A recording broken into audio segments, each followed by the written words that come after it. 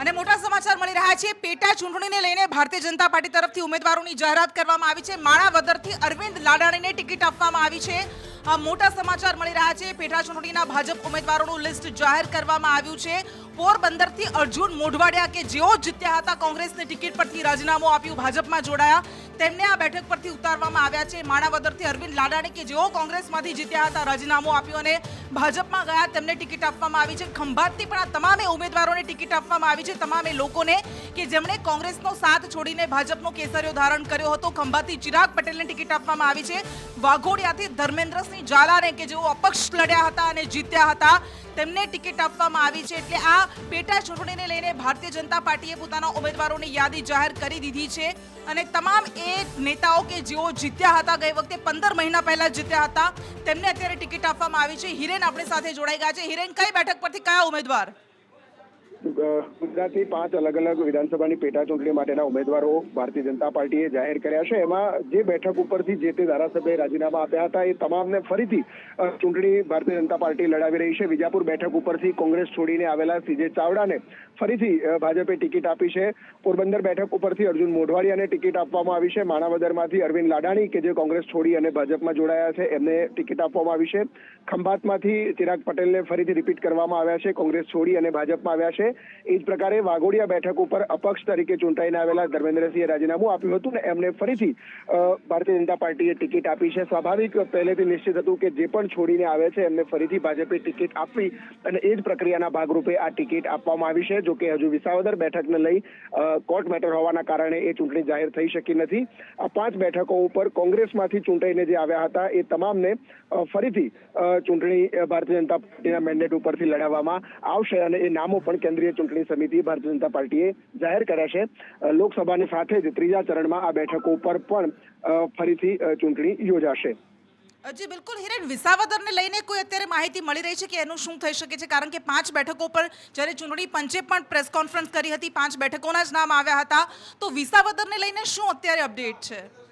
વિસાવદર બેઠક ઉપર ગુજરાત હાઈકોર્ટની અંદર જીતને પડકારતી જે અરજી થઈ હતી અને એ અરજી પરની સુનાવણી જે તે સમયે એટલે કે કોર્ટે જે તારીખ નિશ્ચિત કરેલી છે એ તારીખે સુનાવણી હાથ ધરવામાં આવશે।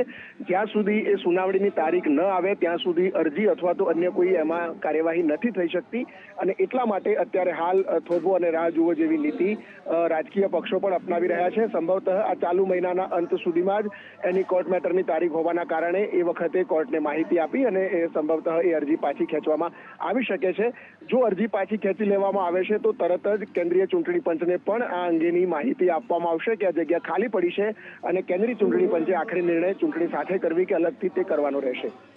જી હિરેન, જે 5 બેઠકો પર ઉમેદવારોની જાહેરાત કરવામાં આવી છે, જેમાં એક અપક્ષ ઉમેદવાર છે, બીજા 4 એવા છે કે જે કોંગ્રેસમાંથી જીત્યા હતા અને ભારતીય જનતા પાર્ટીમાં આવ્યા હતા, તો શું લાગે છે અત્યારે ગણિત? કોંગ્રેસ એવું કહી રહી છે કે અમારા તમામ મજબૂત લોકોને લઈ ગઈ, પરંતુ ભારતીય જનતા પાર્ટીએ પોતાના જ ઉમેદવારોને, જે આયાતી ઉમેદવારો છે, એમને ટિકિટ આપી છે।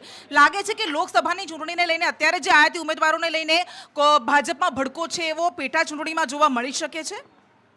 તો સ્વાભાવિક રીતે એ પ્રકારની સ્થિતિ રહેવાની શક્યતા છે। વિજાપુર બેઠક ઉપર પણ સીજે ચાવડા કોંગ્રેસમાંથી હતા અને એટલા માટે જો ભાજપ આવે છે તો મૂળ ભાજપના જે લોકો છે એમનામાં ક્યાંક નારાજગી જોવા મળે તો નવાઈ નહીં, કારણ કે પાટીદાર ગ્રુપ ત્યાં અલગ અલગ વિજાપુરની અંદર ચાલે છે અને રમણ પટેલ વખતે પણ ભાજપના આંતરિક અસંતોષના કારણે જ રમણ પટેલની હાર થઈ હતી અને સીજે ચાવડાની જીત થઈ હતી। એટલે સ્વાભાવિક વિજાપુરમાં આ પ્રકારનો વિષય પાટીદાર સમાજમાંથી આવે તો નવાઈ નહીં। એ પ્રકારે પોરબંદર બેઠક ઉપર અર્જુન મોઢવાડિયા વર્ષોથી કોંગ્રેસમાં ત્યાં રહેલા છે અને કોંગ્રેસમાંથી જ એમણે પોતાની રાજનીતિ પણ મોટા ભાગે અત્યાર સુધી કરી છે। એટલે મૂળ ભાજપના જે લોકો છે, બાબુ બોખીરિયા સહિતના નેતાઓ અત્યાર સુધી એમની સામે લડતા આવ્યા છે અને એ નેતાઓએ હવે એમની સાથે રહી અને લડવાનું છે અને સ્વાભાવિક રીતે આ તમામ બેઠકો એવી છે કે કોંગ્રેસમાંથી આવેલા ઉમેદવારો હોવાના કારણે ક્યાંક આ પ્રકારનો વિષય આવે એ સ્વાભાવિક સ્થિતિ છે। માણાવદર બેઠક ઉપર આ પ્રકારની સ્થિતિ રહી શકે છે, કારણ કે ત્યાં જવાહર ચાવડાની નારાજગી હજુ પણ યથાવત છે। જો કે જવાહર ચાવડા પાર્ટી સામે ખુલીને ક્યારેય બોલવાના નથી, એમનો વિષય માત્ર જિલ્લા પ્રમુખની જે કામગીરી હતી એમની ચૂંટણી હરાવવા બાબતે એ સામે કાર્યવાહી સરકારે જે રાજકીય પક્ષો એટલે કે ભારતીય જનતા પાર્ટીના પ્રદેશ હાઈકમાન્ડ દ્વારા નથી કરવામાં આવી અને એટલા માટે એ અત્યારે હાલ સાયલેન્ટ બેઠા છે। જો કે નારાજગી તેમની છે એ સ્વાભાવિક છે।